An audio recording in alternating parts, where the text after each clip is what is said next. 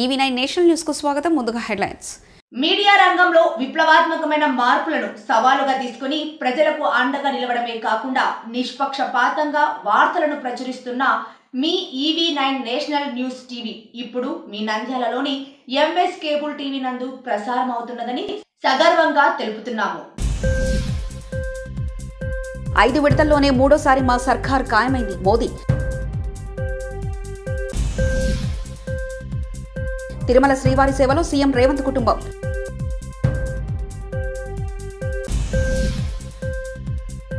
కూటమికి 150కి పైగా సీట్లొచ్చినా ఆశ్చర్యం లేదు రఘురామ. జూన్ 2 నుంచి మూతమొగనున్న టోల్గేట్ ఛార్జీలు. లోక్సభ ఎన్నికల పోలింగ్ 5 విడతలు పూర్తయ్యేసరికి మూడోసారి మోదీ సర్కార్ అధికారంలోకి రావడం ఖాయమైందని ప్రధానమంత్రి నరేంద్ర మోదీ ధీమా వ్యక్తం చేశారు. ఉత్తరప్రదేశ్లోని బస్తీలో బుధవారం నాడు జరిగిన ఎన్నికల ప్రచార ర్యాలీలో ప్రధాని మాట్లాడుతూ కాంగ్రెస్ సమాజ్వాదీ యువరాజులు కలిసిన యూపీలో 79 సీట్లు గెలుస్తామంటూ వదంతులు సృష్టిస్తూ పగటికలలు కంటున్నారని అన్నారు. జూన్ 4వ తేదీన ప్రజలే వారిని మేలుకొల్పుతారని, అప్పుడు ఈవీఎంలను నిలదీస్తూ గగ్గోలు మొదలు పెడతారని విమర్శించారు. కాంగ్రెస్ की सरकार रही, लेकिन किसी ने श्रावस्ती के विकास के बारे में सोचा क्या? उन्हें न श्रावस्ती के विकास की चिंता थी, न देश की विरासत की फिक्र थी. हमारी सरकार श्रावस्ती को देश के नक्शे पर अलग पहचान देने के लिए काम कर रही है. आज श्रावस्ती को अपना एयरपोर्ट मिला है. श्रावस्ती से देश भर के लिए फ्लाइट चले, हम इस दिशा में काम कर रहे हैं. श्रावस्ती, बलरामपुर, खलीलाबाद रेल परियोजनाओं का भी शिलान्यास हो चुका है. यहां मां पाटेश्वरी विश्वविद्यालय भी तैयार हो रहा है. स्वास्थ्य सेवाओं के लिए मेडिकल कॉलेज भी बनाया जा रहा है.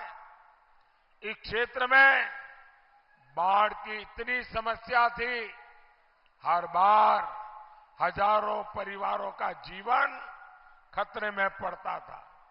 लेकिन अब सरयू नदी परियोजना से बाढ़ का संकट भी खत्म होगा, किसानों को फायदा होगा. आप जरा बताइए, सपा कांग्रेस के रहते कभी भी ये काम संभव थे क्या?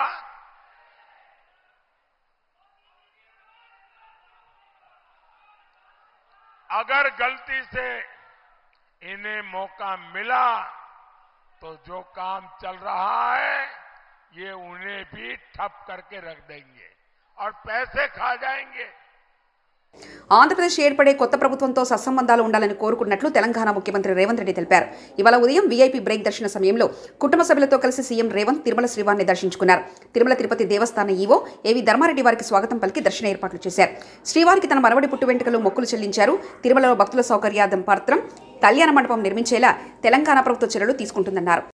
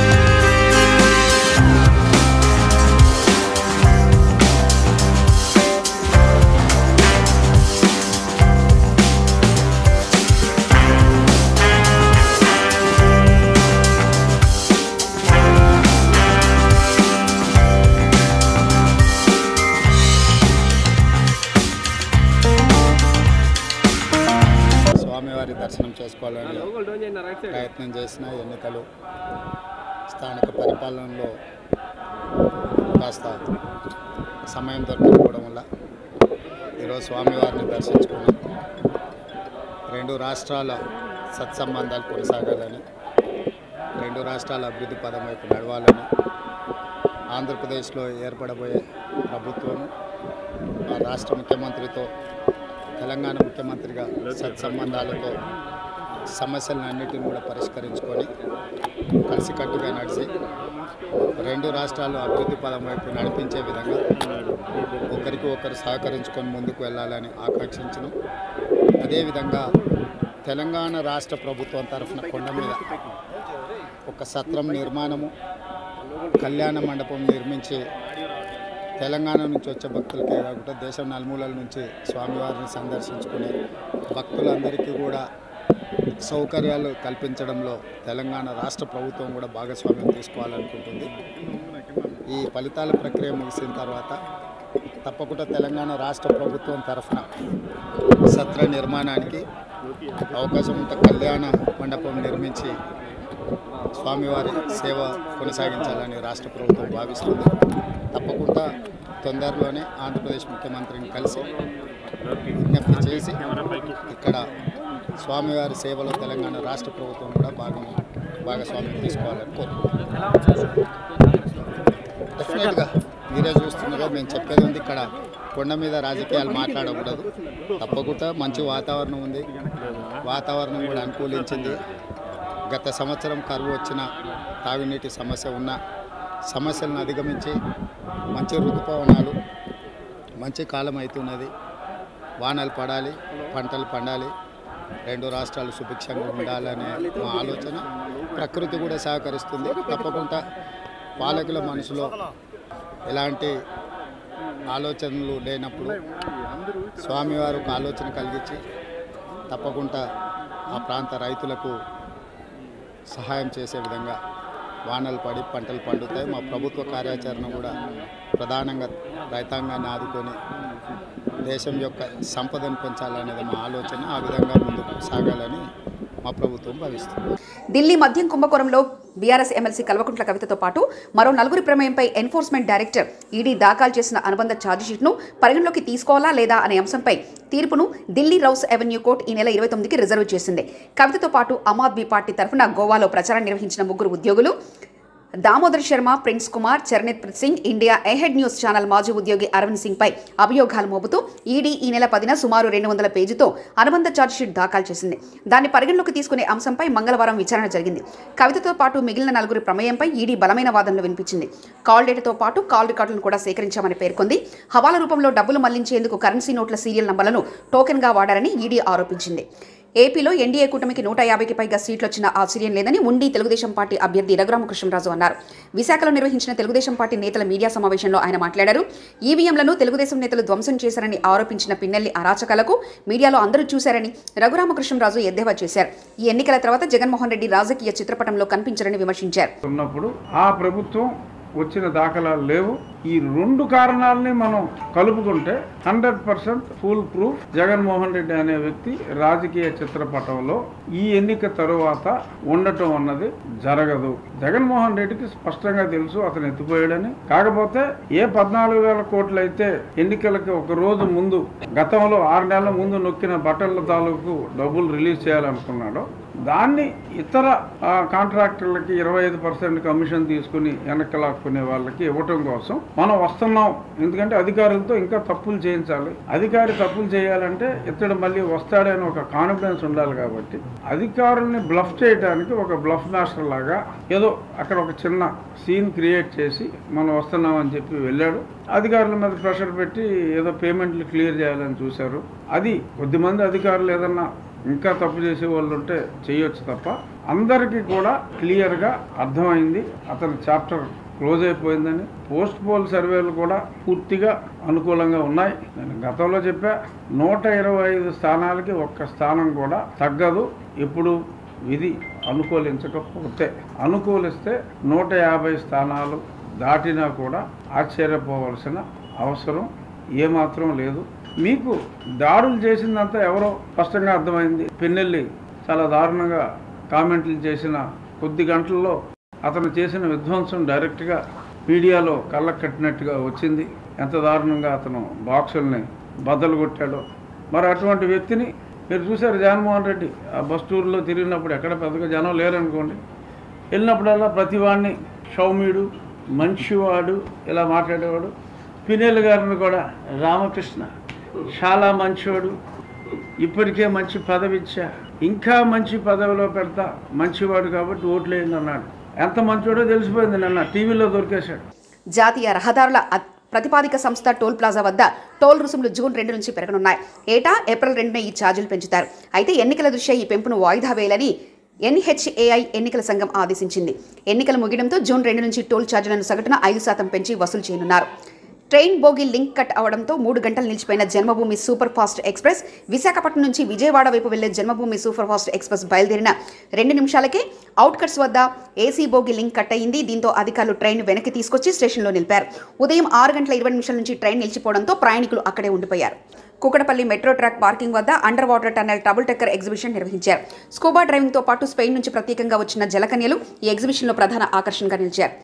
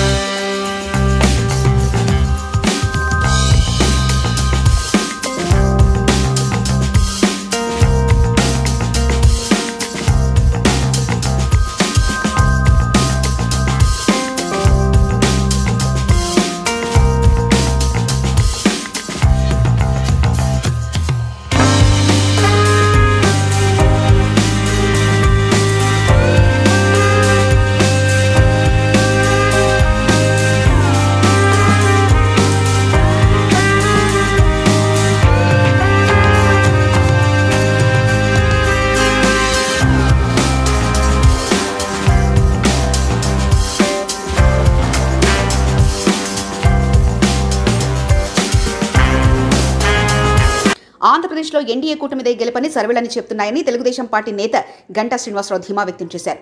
విశాఖలో నిర్వహించిన తెలుగుదేశం పార్టీ నేతల మీడియా సమావేశంలో ఆయన మాట్లాడారు. జూన్ 9న విశాఖలో జగన్ ప్రమాణ స్వీకారం అంటూ వైకాపా నాయకులు మైండ్ గేమ్ ఆడుతున్నారని దుయ్యబట్టారు. ఎన్నికల ఫలితాలు చూసి జగన్ షాక్ అవుతారని ఎద్దేవా చేశారు.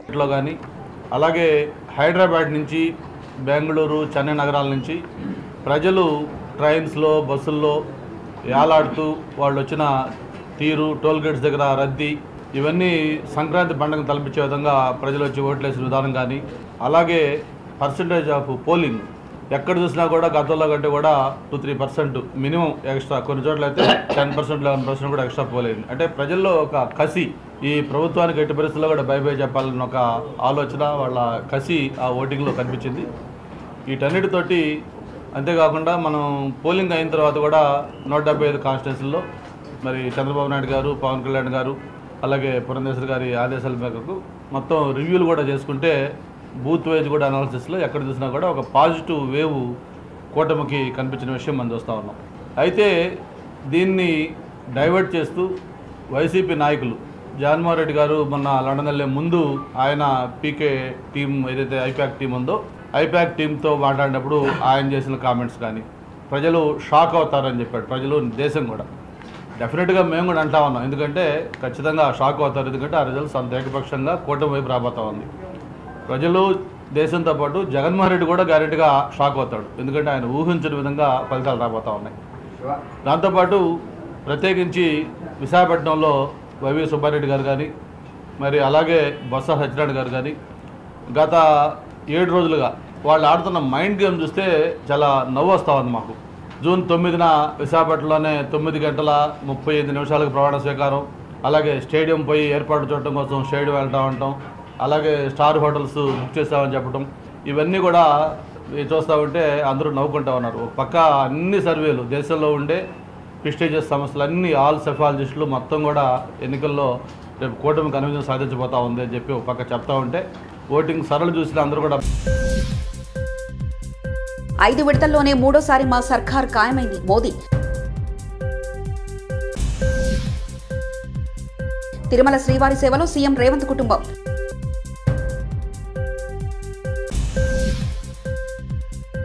కూటమికి 150కి పైగా సీట్లొచ్చినా ఆశ్చర్యం లేదు రఘురామ.